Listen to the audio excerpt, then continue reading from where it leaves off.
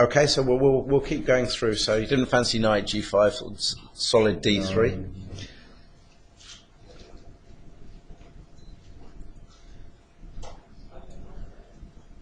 Bishop a7. Okay, this is all pretty normal. It's been seen Okay, knight a million f1. times before. h6, knight g3. This is all pretty normal. Tell us when the first interesting point in the game really occurs. Queen, Okay, I think pretty Queen d7 might be wrong. I think d5 is probably, in retrospect, a much better move. Okay, I think, I'm not really sure why I didn't play this move actually. Just, I don't know, Queen e2 maybe? Yeah, okay, then Queen e2. This is what often happens in this. Like Queen e2, you know, like Rook e8 maybe. It's a game. Yeah, it's a game. Of course, Black doesn't have any particular problems here. Okay, so the idea is you're giving him something to think about in the centre rather than just being able to carry on with kingside. Okay, so from your point of view, you're just playing a game here at the moment. Yeah. Okay, h3. Queen. I was pretty happy to get in Bishop e3 actually, because now I have some ideas with d4 at some point, and also after Black has played h6, taking on e3 is not quite as nice as it was before, because now all of these sacrifices with Rook takes f6 at some point will get much more tempting. Okay. So knight e7, knight h4, knight g6. Well, knight h4. I was just yeah. briefly looking at bishop takes h3 here, but it doesn't work. Bishop takes actually I used some time looking at this as well, but I think bishop a7, a7. bishop a7, rook a7, gh, knight g2. knight g2, yeah. So Queen h3, knight g2. It's an odd positioning of the knights. It's a bit strange, but actually it covers some squares. Yeah, and actually here the problem is that if I don't play knight g4, then rook e1 and knight f1 just completely defend. So So knight g4 threatening a little rook e1. checkmate. And then rook e1. Once again with this knight f1 idea. Yeah. And also after queen h2, King f1. Queen h3, then I can go f3. That's that was my idea. Okay.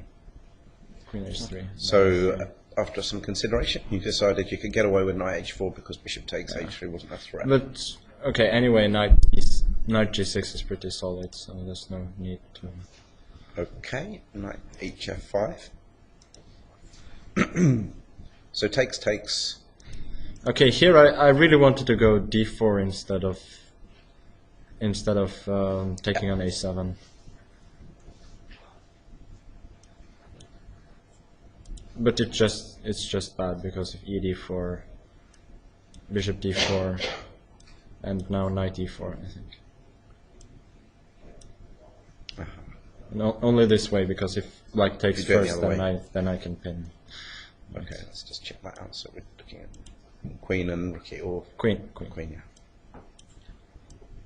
And one of the rooks or something. Yeah. Okie doke. So basically, from your point of view, you were always aiming to go either d4 or f4. It was always one of the two, and eventually you went for the f4 option. So presumably you've got ideas, obviously, with f5, or the sacrificing of the exchange ideas, if you can lure the queen away. And what about Black taking on f4 and occupying the e5 square? You think you can have d4 to budge any knight? Yeah, that's the point. That I always have d4 stuff. So. Okay, c5. So do you think are you confident in saying you're a bit better here then? Yeah, I don't know. I think it's easier to play for white, but to say that I'm better, that's probably, well. Okay, so here's an interesting point. If it was you to play, because we kind of had this discussion about this position. If it was you to play here again, Magnus, in this you had another move. He's already won once. He can't win again. No, okay. You can't get 6 points from one game. Would you go a4 or rook f2 here, or something different? No, I was briefly thinking about a4 on the last move rather than bishop c2. Right. Okay. Vlad said he was very, very surprised that you played bishop c2. He thought the bishop was nice on b3, but okay, we didn't look at it much. He said a4 just a4 just b5. b5. Yeah. That's no, but I didn't. I thought I had to put the bishop on c2 at some point, just to be able to play queen d2 or rook f2 and so on. I didn't want to allow black the option of playing c4 at some point either. Okay, so rook b7, a3, and black played a5 anyhow. Rook f2. Okay. Please, Hikaru, interject if you think there's something that you around here that's. Well, I was just playing intuitively. I actually used too much time around move 14 or 15, so I just came up with a simple plan and went with it. Frankly, I think it's okay. I think this position should be fine. It's easier for white to play, but a little bit confused as to what happened. Okay. Okay, well, soon we'll come to a critical point. Rook f1. So at the moment, for example, you're threatening to take on f6 and queen no, h6 that's and just h5. killing. So yeah. So BC, and now so black is pretty much obliged to take on f4. Yeah. Well, I thought also bishop d7 might be possible.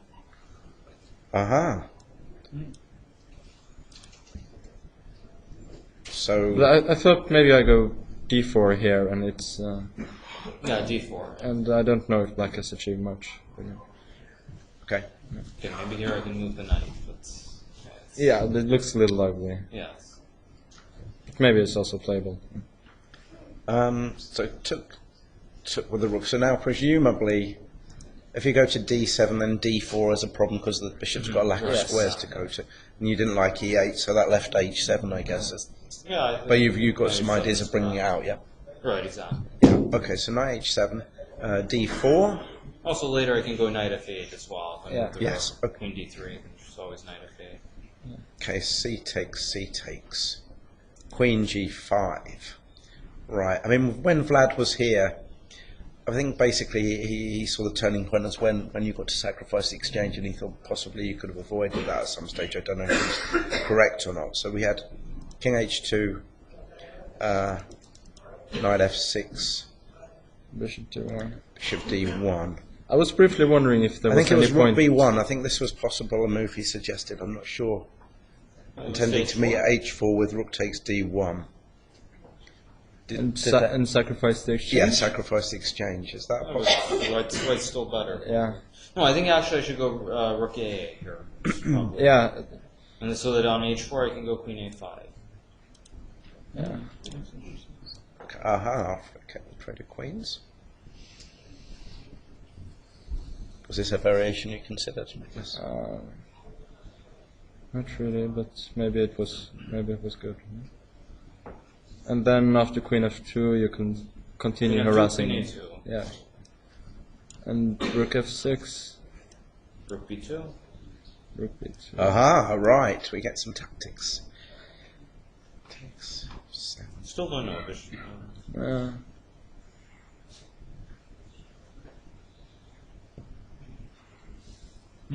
Okay. Yeah, bishop b2, something like this. This should probably end in a perpetual now after bishop b2 takes d5, bishop g4, queen f6. Okay, so should check. Okay. Or you can maybe take on f6 also. Maybe queen f6. No, rook but e2. cover everything, I guess. With rook e2 takes rook f3, queen e4. Yeah. Everything is covered. So that's queen queen e4. Queen e4 here. And Okay, yeah, covering all.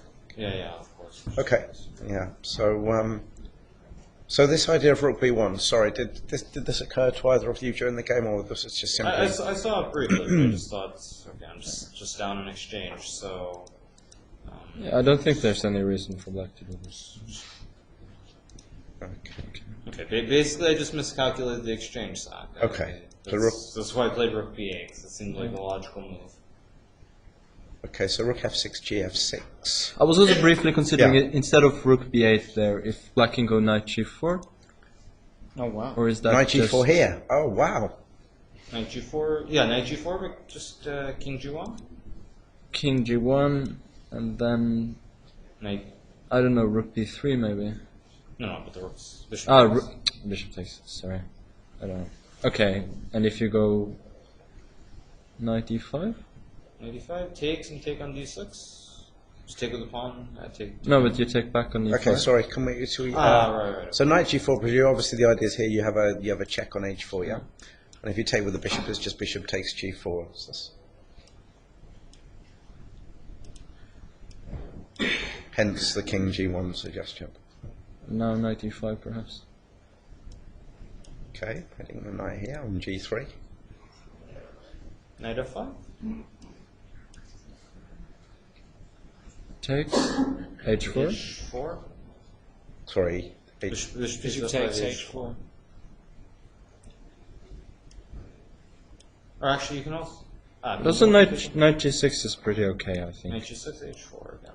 h4, queen d8. Okay, rook g4. Maybe it's not that nice. Yeah, this seems unpleasant though. Once again, white should be better. Maybe. So you're happy with rook fb8, but you think it went During the game, I thought it was fine. But basically, like a few minutes later, suddenly it turns out. Like, I guess it's losing. I don't really know. It's just a bit strange. Yeah. So rook b2, I guess, is the only move. Yeah. In fact, bishop h5 is I guess much stronger than bishop f3, which is. Actually, I looked at d5 and bishop f3, and I didn't see much for white in either line. Yeah, d5, bishop c8, queen d6, then f5, and I think black is. I thought bishop g4, because on f5, queen e5. Or queen f4. I thought it was slightly unpleasant. So if d5 here. Oh, if okay. d5 first of all. Yeah, bishop c8, c8, queen d6. queen d6. Yeah, I actually thought bishop g4 was and then takes just queen g7. Queen g7. Rook takes f6. Rook takes f6.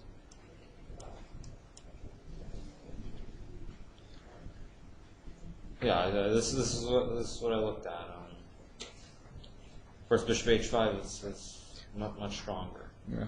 No, this doesn't look really clear. So, but I mean, presumably this is quite attractive, isn't it, to gain a queen on a worse square. and to gain a tempo. Okay, here I should go queen g6, Yes. of course, instead of rook e8. Queen where now? Queen back to g6, yeah. Oh, queen g6.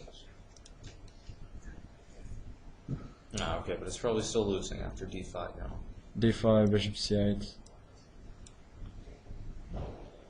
Knight h. Yeah, probably just knight h5 then. Okay, even rook c1 might be winning too. And now with f5.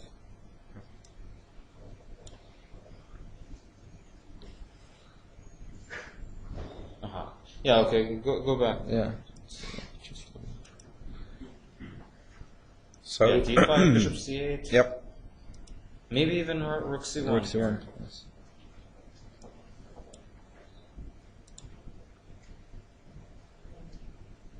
So what's the idea? Sorry, of rook c1. Basically, knight h5 at some point, or rook c6. Okay, all the pawns are very weak here. Oh, okay, just to activate the rook, yeah. Okay. Yeah, so it's still either way, it's a little bit ugly for. So Well, it certainly keeps black in the game at least. So that's.